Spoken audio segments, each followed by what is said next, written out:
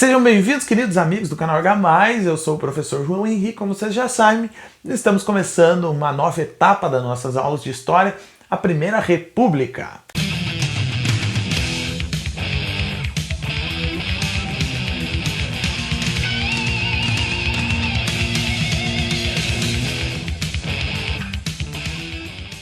No episódio de hoje, a Primeira República, o episódio 1, vai tratar sobre a República da Espada. O que foi a República da Espada, professor?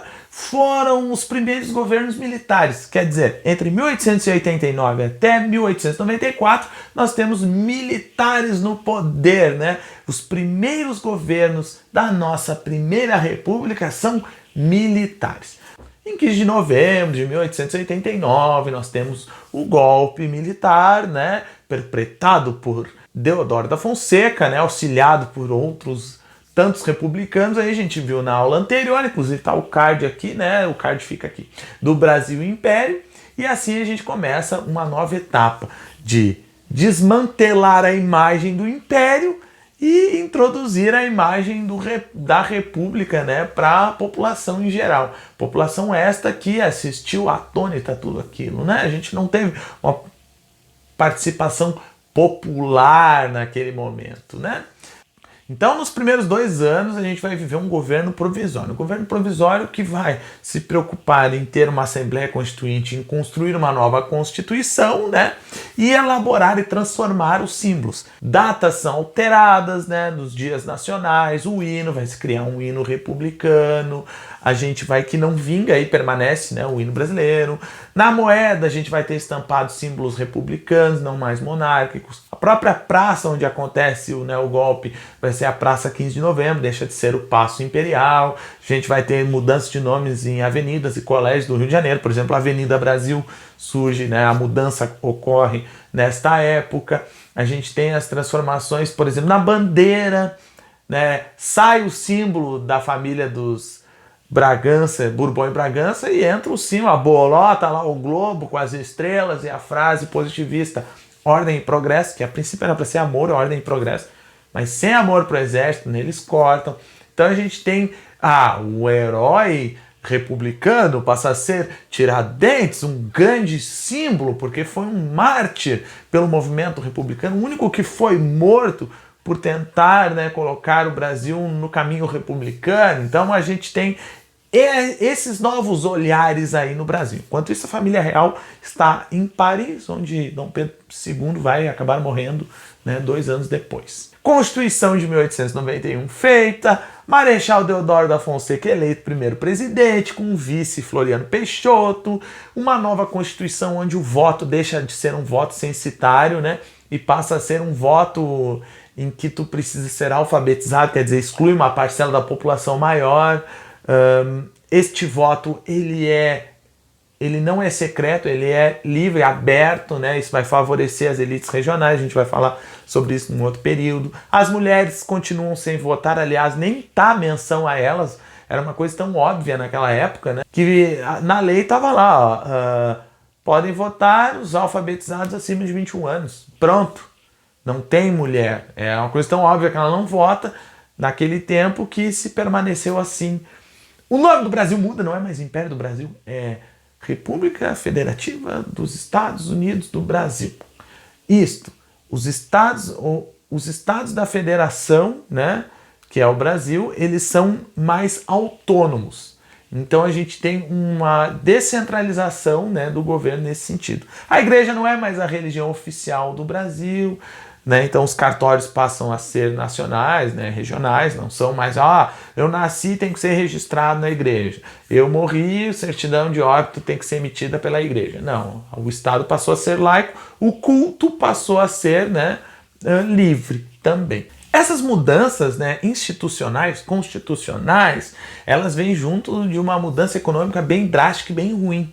O Rui Barbosa, que era um republicano, que era ministro da Fazenda, aquele cara polímata, top, Ele tenta alavancar a indústria no Brasil, ele quer fomentar a indústria no Brasil. E aí ele permite que bancos regionais fabriquem papel moeda e façam empréstimos a juros baixos para esses empreendedores aumentar a sua indústria, ou fazer a sua indústria, e assim pensava ele que a indústria no Brasil ia aumentar. Acontece que esses empréstimos, né, o que o investidor faz, o empreendedor? Ele vai empreender o dinheiro dele. Então ele vai pegar aquele dinheiro, ele vai ver que é muito mais fácil ele usar na bolsa de valores, no qual ele vai ter um retorno rápido, do que ele investir na indústria, que é um mercado incerto.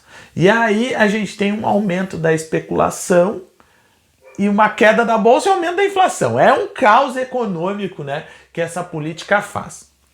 Como para alguns investidores era aquilo, cavalo encilhado não se passa duas vezes, é uma oportunidade, se deu o nome desta política de política do encilhamento. Tá? Então é uma política econômica que meio que quebra o Brasil nesses primeiros anos. No âmbito político, a gente tem uma crise logo no primeiro ano, né? Em 1891, nesse primeiro ano da Constituição.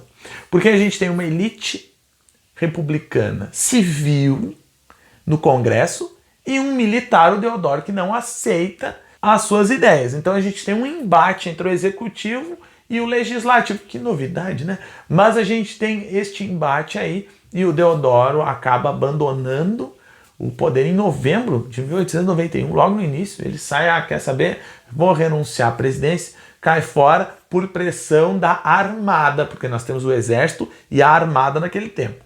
Como a armada não tinha sido protagonista, né, do golpe e era vista até como um braço monárquico, né, a armada queria ter um crescimento político. Então ela mostra sua força quando o Deodoro da Fonseca, né, tenta ficar no poder ali, tenta até trazer o Brasil, né, para uma ditadura militar. Mas a armada vai lá e impede, a gente chama de primeira revolta da armada, com essa intenção da armada de bombardear o Rio de Janeiro, caso o Deodoro quisesse, né, manter com as portas do Congresso fechadas. Vai assumir o seu vice, Marechal Floriano Peixoto, e ele vai assumir, e pela lei ele deveria organizar novas eleições. Mas o que Floriano Peixoto faz? Faz nada disso. Vou ficar até o fim. Ele bate de frente e tenta ficar até o fim do seu governo, né? Até 1894, quando a armada novamente intervém. Em 1893, na verdade, a gente já tem uma segunda revolta da armada. Esta armada que tentava bombardear a capital, né, pelo mar, e o exército tentava bombardear a marinha ali por terra, e um ficava atirando um bomba no outro. Eu vou mostrar fotos aqui, né, de algumas barricadas feitas pelo exército, de algumas estruturas aqui demolidas, né, que está no nosso acervo nacional. A armada até tenta buscar apoio aqui no Rio Grande do Sul, porque no Rio Grande do Sul está acontecendo uma guerra civil praticamente, uma revolução federalista entre republicanos e positivistas, e aí começa a fechar o pau aqui no Rio Grande do Sul.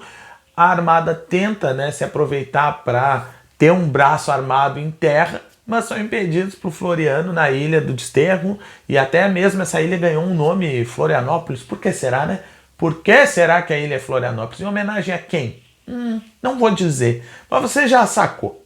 Desta forma, quando o Floriano consegue impedir as intenções, né, da Armada Brasileira, ele fica conhecido como Marechal de Ferro. E ele é importante, porque nesse momento de instabilidade republicana, ele governa, né, a punho de ferro e acaba estabilizando a política do país até que fosse eleito o primeiro presidente civil em 1894, que seria o paulista Prudente de Moraes. Mas isso é uma outra história, é um outro episódio. Por enquanto a gente falou na aula de hoje sobre a República da Espada. Próximo episódio daí é outra república, outra coisa. Tá bom, gente? Um forte abraço e até mais. Tchau, tchau.